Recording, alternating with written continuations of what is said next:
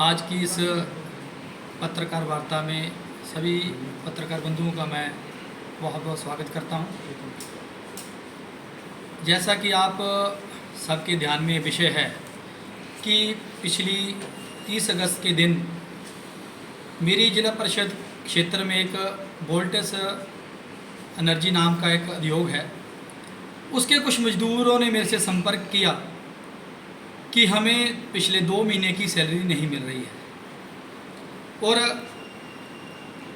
एक चुने हुए प्रतिनिधि के नाते मेरा दायित्व बनता था कि उन मज़दूरों की, उन गरीब लोगों की जो उनका हक नहीं मिल रहा है, उनके हक के लिए आवाज़ उठाऊं। क्योंकि ये हमारा भारत एक लोकतांत्रिक देश है और इस देश में लोग अपना प्रतिनिधि इसीलिए ही चुनते हैं कि जहां उनकी आवाज़ को कोई दबा ना सके, उनके हक के लिए आवाज़ उठाए। परंतु उस दिन जो घटनाक्रम हुआ, हमें आवाज़ उठाने के लिए भी वहाँ पे एफआईआर झेलनी पड़ी। कोई बात नहीं, गरीब आदमी के लिए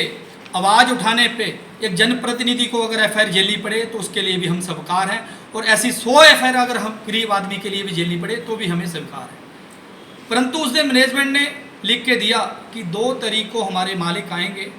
कि जो मज़दूरों की पेंडिंग सैलरी है 2 मंथ की वो कर देंगे। एसएचओ जो टालीवाल थाना को उनको लिख के दिया था, परंतु सोमवार को 2 तारीख को उनके मालिक थाना में सैलरी देने के लिए नहीं तो आते हैं। दुख की बात है कि वो शाम को एक पत्रकार वार्ता करते हैं। पत्रकार वार्ता किस लिए करते हैं? मेरे ऊपर इल्ज़ाम लगाने के लिए। ऐसे इल्ज़ाम, क्योंकि मुझे दुख इस बात का हुआ कि वो व्यक्ति अपने मज़दूरों की पेमेंट देने की बजाय मेरे पर इल्ज़ाम लगा रहा है पत्रकार वार्ता करके। उसका एक मंशा थी कि इन पर मैं इल्ज़ाम लगाऊं, ये मज़दूरों की जो हक की आवाज़ उठा रहे हैं उससे पीछे हट जाएं। तो वो पत्रकार वार्ता करके मेरे ऊपर इल्ज़ाम लगा रहे हैं कि मुझे कमल सैनी से जान का खतरा है और उसकी पत्नी, धर्मपत्नी से खतरा है, उससे भाई से खतरा है, उसकी भाभी से खतरा है। इस प्रकार से और कई इल्ज़ाम उन्होंने उस दिन पत्रकार वार्ता में लगाए और जो उन्होंने मेरा चरित्र हरण पत्रकार वार्ता में किया और जो मेरी जो समाज में एक इमेज है, जो मैंने समाज सेवा करके, लोगों की सेवा करके बनाई है, उसको गिराने का प्रयास किया। और उन्होंने जो मेरे को मानसिक आघात पहुंचा है, मेरी ऐसे लंछन लगाने के बाद जो मेरी फैमिली को मानसिक आघात पहुंचा है, क्योंकि मैं एक न्यायिक व्यवस्था में विश्वास रखने वाला व्यक्ति हूं और मुझे कानून और न्याय व्यवस्था पर पूरा भरोसा है। इसलिए उस सारे वीडियो को देखने के उपरांत मैंने जो मन बनाया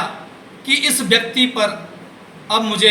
कानूनी कार्रवाई करनी चाहिए, और उस कानूनी कार्रवाई करते हुए मैंने माननीय न्यायालय पर उस पर क्रिमिनल डेफामेशन का केस दायर किया है और माननीय न्यायालय पर यह आग्रह किया है कि इस व्यक्ति ने जो मेरा एक पब्लिक के सामने चरित्र हरण करने की कोशिश की है और जिससे इस इल्ज़ामों से जो मेरे परिवार को मानसिक आघात पहुंचा है, जो मेरी इमेज को ठेस पहुंची है, उसकी इसको कड़ी से कड़ी सज़ा दी जाए ताकि समाज में ऐसे कोई दुष्प्रभाव पड़वाने का कोशिश ना करे। और ये सारा विषय सिर्फ उसका मकसद यही था कि ये व्यक्ति जो उन मजदूरों के हक में खड़ा है उनसे पीछे हट जाए। परंतु दुख इस बात का हुआ कि अभी तक भी उसने डीसी महोदया के पास गुहार लगाने के बाद भी अभी तक भी 9 व्यक्तियों की सैलरी नहीं दी है। वो बेचारे अभी भी दिन रात प्रशासन के आगे भटक रहे हैं। और मेरा प्रशासन से भी ये है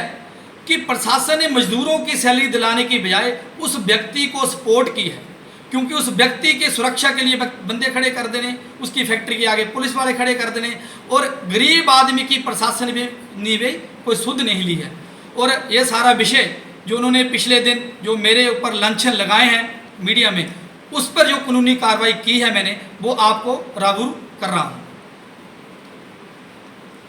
उन्होंने पैसे के ऊपर भी इल्ज़ाम लगाया, जो सुनने में आया, क्योंकि प्रेस वार्ता में हम नहीं थे वहाँ पे, लेकिन जो सुनने में आया कि आपके